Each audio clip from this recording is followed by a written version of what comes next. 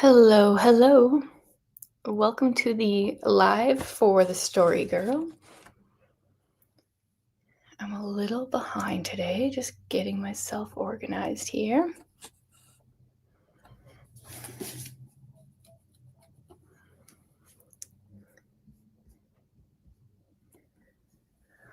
All right. Sorry that this live is so late in the month. I had hopes to have it earlier, but apparently the beginning of school season is very busy. Hello, Lindsay. Welcome here.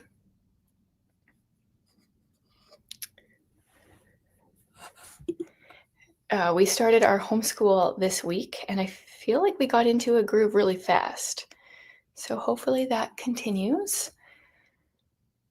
Everyone else into a fall routine right now? Or slowly getting into?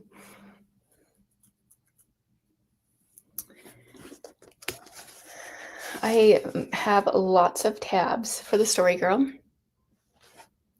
And I didn't even tab everything that I underlined and highlighted. Just like randomly flip to other things that I've underlined or highlighted here. This is a book with many annotations. Yes, the younger kids are on the bus, so I don't have to spend 2.5 hours of my day driving them to and from school, which is good. And they love the bus. That's the highlight. They don't actually hate going to school right now because they get to go on the bus, which is a win. How's life not homeschooling, Lindsay? That's gotta feel weird. So the Story Girl. Now I feel like I read it so long ago, I need to refresh my memory. Not really. I mean, I know it well, but I'm excited to talk about this book. So this is my second read-through only of The Story Girl, but I feel like I knew Sarah Stanley before this because I watched Road to Avonlea growing up, and they definitely took a lot of, I mean, it's based off of this, although I'm trying to remember, has anyone watched Road to Avonlea like recently? Our narrator in this book is Beverly King, and I don't think he's in the Road to Avonlea show, from what I can remember. I'm just gonna look up the cast quickly because I haven't watched the show since childhood.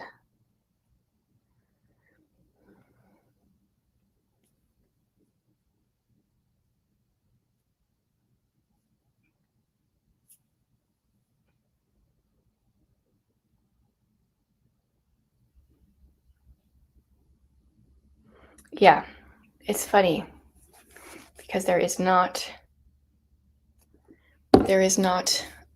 a Bev King.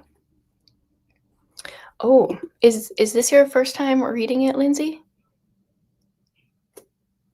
75% of the way through. I mean, nothing that I'm going to say today I don't think is spoilery then, because not much really happens. It's just little vignettes kind of thing. But it's, I don't know, it just really showcases Maud's writing, I think. I need some water. Today I think will be our last hot day, and then hopefully we're into autumn. Okay, so the Story Girl. Let's start by talking about Bev King. Interesting choice by Maud to have a 14-ish year old boy as the narrator for the book. Hearing, if I just knew that, I don't think it would make sense. Like, I don't think I would be like, "Oh, that sounds like a good book." Oh, the narrator is a woman with a high-pitched voice. But the narrator in the book is a guy with a girl-sounding name. And yeah, exactly. Keep forgetting that he's a boy. I get it, because even reading it, he doesn't talk about himself much. So I often forget who's narrating the book because he talks a lot about other people. But he seems a little bit more like even, steady than some of his cousins, or maybe he just writes himself that way. But it was an interesting choice for her to have a boy narrate it. I start out by loving the first sentence. I do like a road, but you can always be wondering what is at the end of it. Actually, I feel like that's very similar to an Anne quote, because she has something similar that I've been underlining in one of the previous Anne books that we did. So we've got Sarah, we've got Felicity, we've got Cecily, Dan, and then there's the other Sarah, the non-story girl Sarah, and the hired boy, Peter, are our main characters, and we just follow them through, I think, from May to November, doing all sorts of things. We were faring forth on a long road, and though we had some idea what would be at the end of it, there was enough glamour of the unknown about it to lend a wonderful charm to our speculations concerning it. Sounds about right. Yeah. I mean, I could just take time to go through my tabs, but then I would just be, if I read everything that I tabbed, I would be reading like 75% of the book. At the same time, there's not like any major plot points where like, oh, you need to talk about this thing that happened, because not much happens. I've always liked Montgomery's writing, but I'm not a huge fan of Anne. She's gotten better as she's gotten older, though. Yeah, I do agree with that. I mean, I do like Anne, but she is a little obnoxious in book one, and then I like her from then on. So yeah, something like this showcases her writing without there being Anne in the forefront. I will say, I love their family orchard. I wish I had an ancestor that had started planting fruit trees for all the major occasions. We don't live somewhere that we're going to stay long term or where we have any space to do such a thing.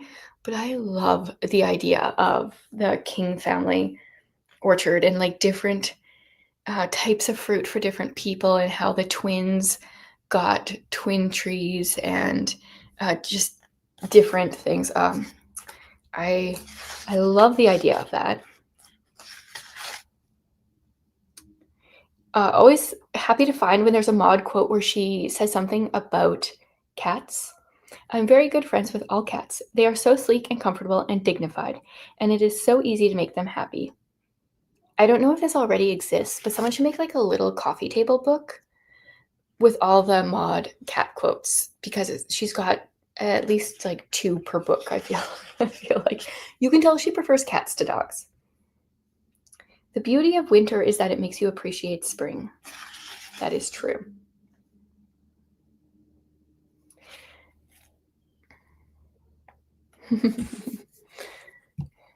Thought of you when I heard that line. Yeah.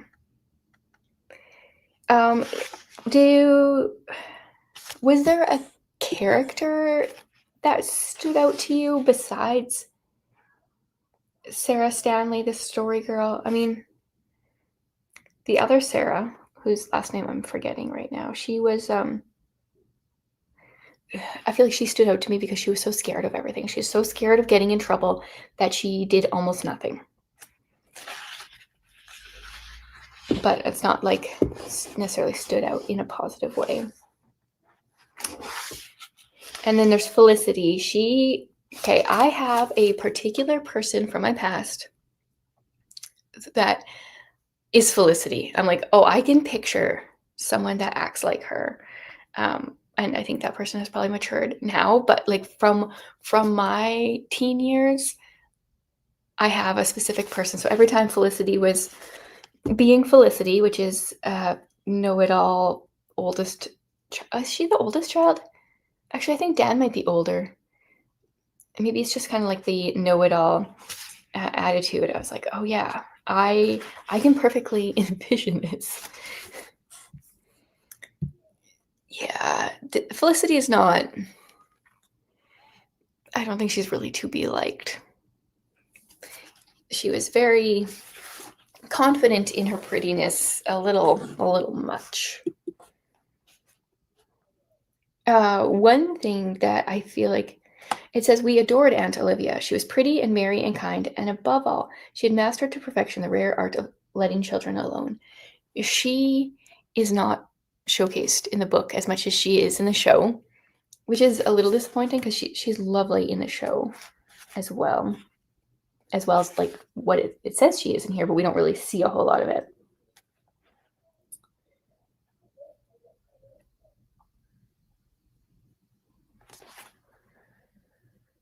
Yikes, so many things.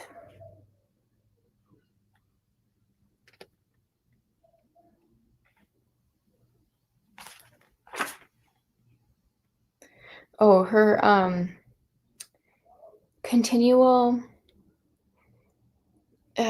debate about Methodist or Presbyterian still continues through this book. It is so funny to me how that is also a running theme in her books. And yeah, Peter trying to decide what he's going to be. It's a big deal to these kids. Oh, perfect. Yes, exactly, Lindsay. That's funny. You're thinking the same thing. I was just reading Sarah say, go and be a Methodist or a Mohammedan or anything. I don't care what you are. You've humiliated me. Yeah, I wonder if it was like, because this isn't the only time that has come up with her characters. Because,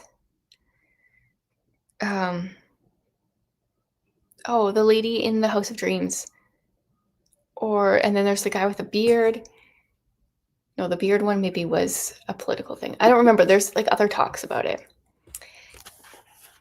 I like Peter's Christian development throughout the story. Yes, he started by like not knowing. I feel like in some ways he was much wiser than the other kids. Where I think there was a comment at some point where he was like, "Well, it doesn't matter what I am as long as I believe." And they all thought, "Yes, it matters." But I'm a little bit more with Peter there.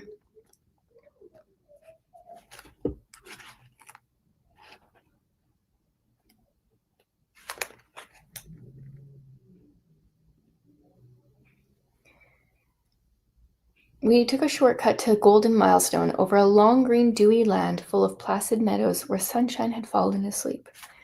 I just like her writing. Okay, Jasper Dale. So I have a friend who they didn't realize until after their kid was older. I think someone told them that they accidentally named their kid Jasper Dale. And they were like, oh yeah, it sounds good together. Yeah, it sounds good because you got it from a show, but they totally forgot about that. Felicity is saying, he never goes anywhere except to church. He just stays home and reads books when he isn't working. Mother says he's a perfect hermit. And my little note here is, what's wrong with that? Just stay home and read books? I'm kind of with Jasper Dale there. I don't remember what happens with his storyline in the next book, The Golden Road. But I remember what happens in Road to Avonlea, and I can't remember if it's the same thing, but I think so that I thought we would get more of him in this book, but I think we do in the next one.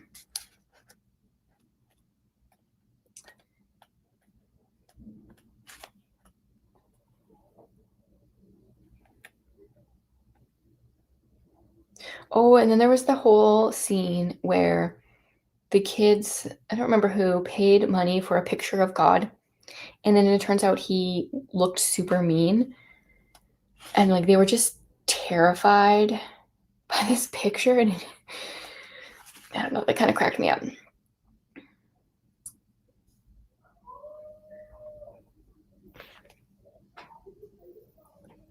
And then, is it the pastor, Mr. Marwood? He says, "There's no such thing as a picture of God. No human being what knows what he looks like. No human can know. You may be sure that God is infinitely more beautiful and loving and tender and kind than anything we can imagine of him. Never believe anything else." I like that.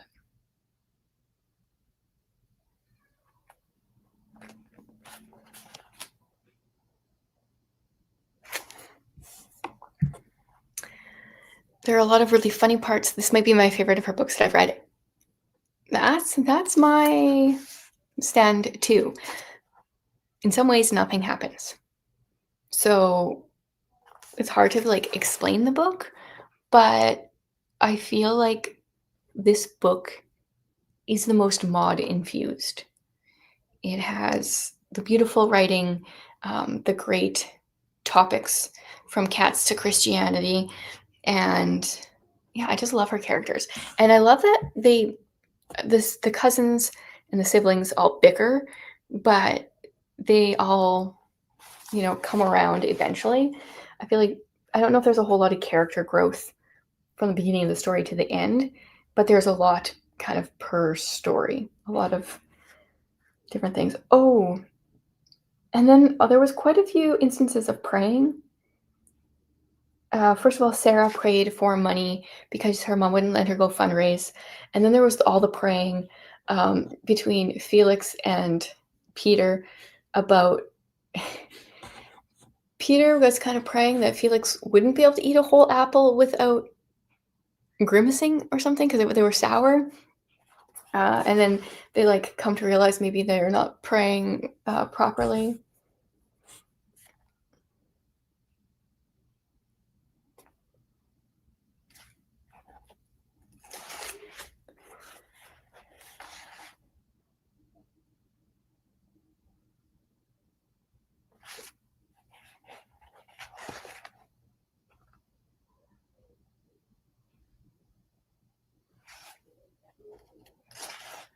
What else here?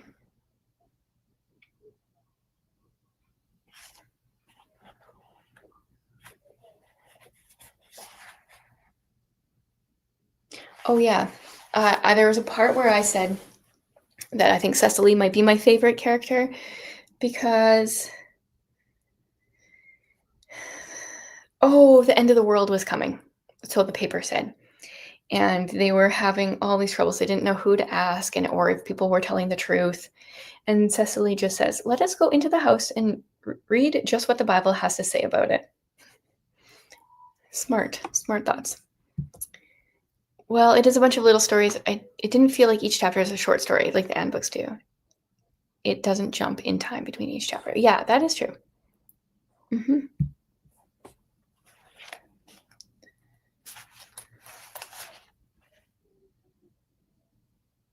Oh, there's nothing about Methodists or Presbyterians in the Bible. Yeah. How did they happen then? Why did they begin to be? And then there's Cecily. Often thought it was strange that there isn't a word about either of them in the Bible, especially when it mentions Baptists, or at least one Baptist.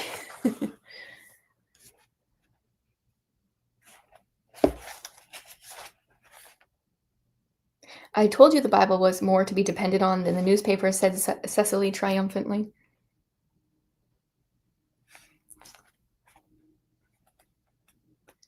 Yeah, she was definitely a favorite of mine.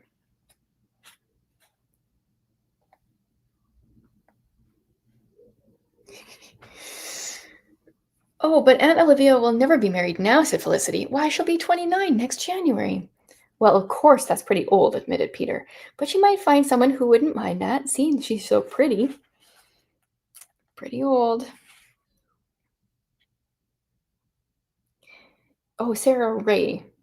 That's her last name. There is seldom anything to be said of Sarah, except to tell where she is. It's kind of like my,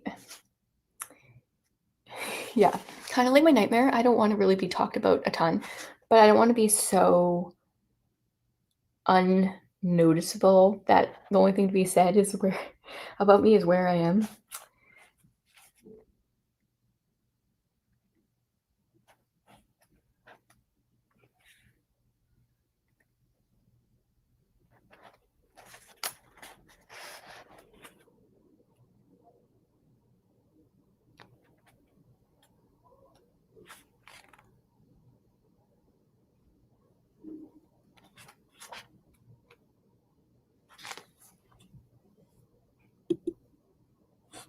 The story about the lady not speaking to her husband until the apples grew in on the tree and proved her right.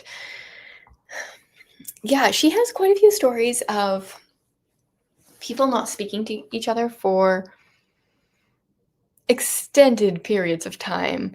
Wasn't it in Chronicles of Avonlea, this couple that like actually did love each other and wanted to kind of be engaged? They didn't talk for like 15 years for some ridiculous reason. And then they were both like, I'm not talking to them until they talk to me first. It makes me wonder, like, some of her themes, especially like that one, why is it so prevalent in her writing? Did she know someone that did this?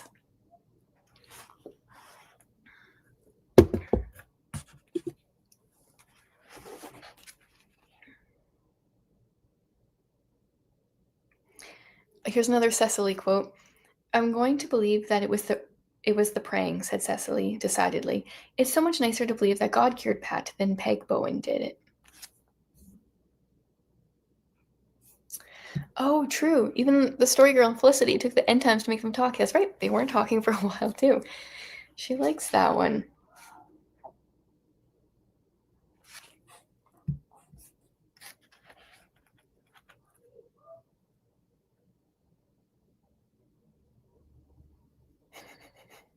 And then the boys sharing their sermons.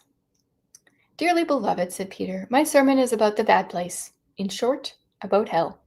An electric shock seemed to run through the audience. Everybody looked suddenly alert. Peter had, in one sentence, done what my whole sermon had failed to do. He had made an impression.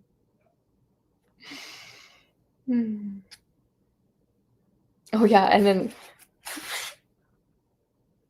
Peter read the chapter, gave out the hymn, and he said, we will sing the whole hymn, omitting the fourth stanza. That was a fine touch, which I had not thought of. Like critiquing how each other give these sermons.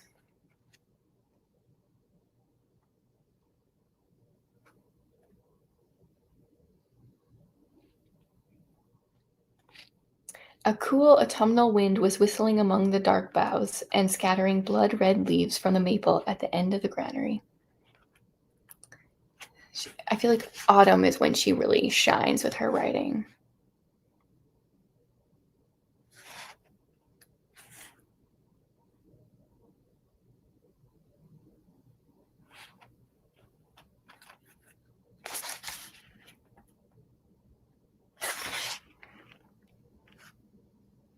Sometimes we worked until the cold yellow sunsets faded out over the darkening distances and the hunter's moon looked down on us through the sparkling air.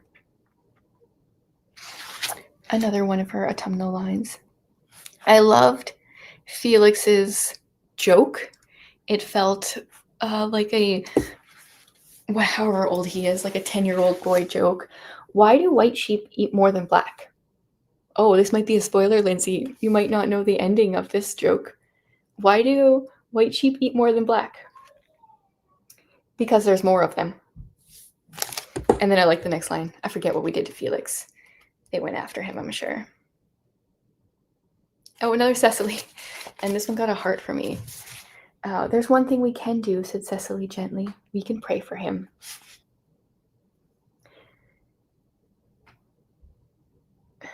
Even skeptical Dan prayed, his skepticism falling away from him like a discarded garment in this valley of the shadow, which shifts out hearts and tries souls until we all, grown up or children, realize our weakness and find that our own puny strength is as a reed shaken in the wind, crept back humbly to the God we have vainly dreamed we could do without.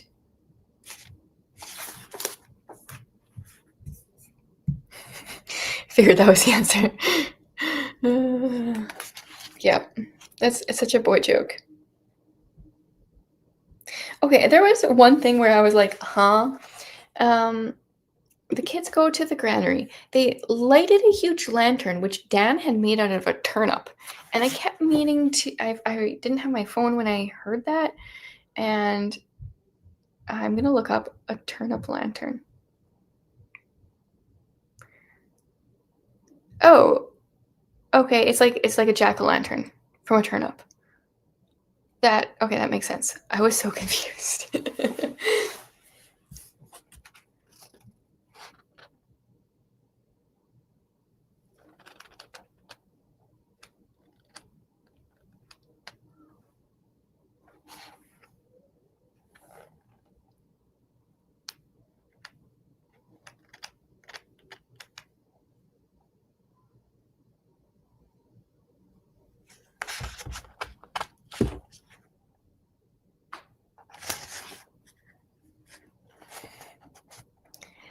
Okay, I'm going to read the last paragraph of the book because it's so Maud. Our summer was over. It had been a beautiful one. We had known the sweetness of common joys, the delight of dawns, the dream and glamour of noontides, the long purple peace of carefree nights. We had the pleasure of birdsong, of silver rain on greening fields, of storm among the trees, of blossoming meadows, and of the converse of whispering leaves. We had brotherhood with wind and star, with books and tales and hearth fires of autumn. Ours had been the little loving tasks of every day, blithe companionship, shared thoughts, and adventuring. Rich were we in the memory of those opulent months that had gone from us, richer than we knew or suspected. And before us was the dream of spring. It is always safe to dream of spring, for it is sure to come, and if it not be just as we have pictured it, it will be infinitely sweeter. Yeah, love that. And then the first time I read it, I wrote myself a note. I gave it. Oh yeah, it says 5 stars. Okay, I thought it was 6. I said, "Why is this such an underrated book? I enjoyed the characters in it so much more than Anne of Green Gables." That was my initial thought. Just so much sweetness and wholesomeness, and kids arguing and getting along, and Maud's writing. I feel like this is just a shining book, and I love most of her books. There's a couple that I'm not the biggest fan of. Kilmeny of the Orchard is probably like my least favorite, but this is definitely the best in my opinion. And well, The Golden Road is really good too. But I just feel like no one ever talks about it or reads it. So hopefully some people read it in August and will pick it up after hearing us maybe talk about it. I would highly recommend continuing with this Golden Road because I don't remember if it picks up right away or when it starts. I need to reread it as well. And it's the same goodness. The only thing is, I don't know, maybe it's better that way and maybe it put a downer on it, but there's a lot of implying that Cecily doesn't make it out of childhood. Nothing happens in the book, but I'm always just like, oh, poor Cecily. I love Cecily. I don't want her to die early. That's what I remember from The Golden Road, but I don't know if it's better. I don't remember comparing this one and The Golden Road. I don't remember which one I thought was better, but same characters, a lot of the same things over again. Definitely got to find a way to fit that into a reread soon. So, any other thoughts on the book?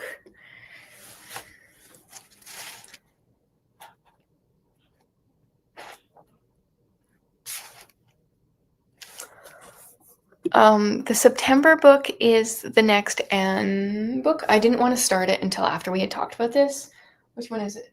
Anne of Ingleside, I think. Pretty sure that's what's on my card. Yeah. Anne of Ingleside. So September, October, November, we'll finish up the Anne books. And then December is free for all. Anything Maud wrote or Maud inspired. My problem is I have like 15 books I'd like to read for December. And the more I think about it, the more I just add other options in. So that might be a bit of a problem. But yeah, September is Anne of Ingleside, where we all of a sudden, I think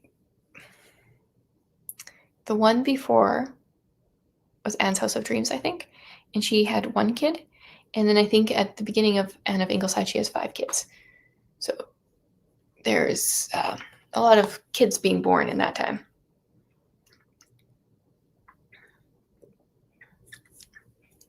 All right. I don't think I have anything else for the Story Girl other than doing what I can to try to push it on people. So short and sweet little discussion. Thank you, Lindsay, for chatting with me. And yeah, I will try to do September's book live a little sooner. That's why she couldn't write more books during that time. Yeah. Okay. Yeah. Thanks for joining me. Have a great night. And I will have an autumnal book recommendation video going up tomorrow morning.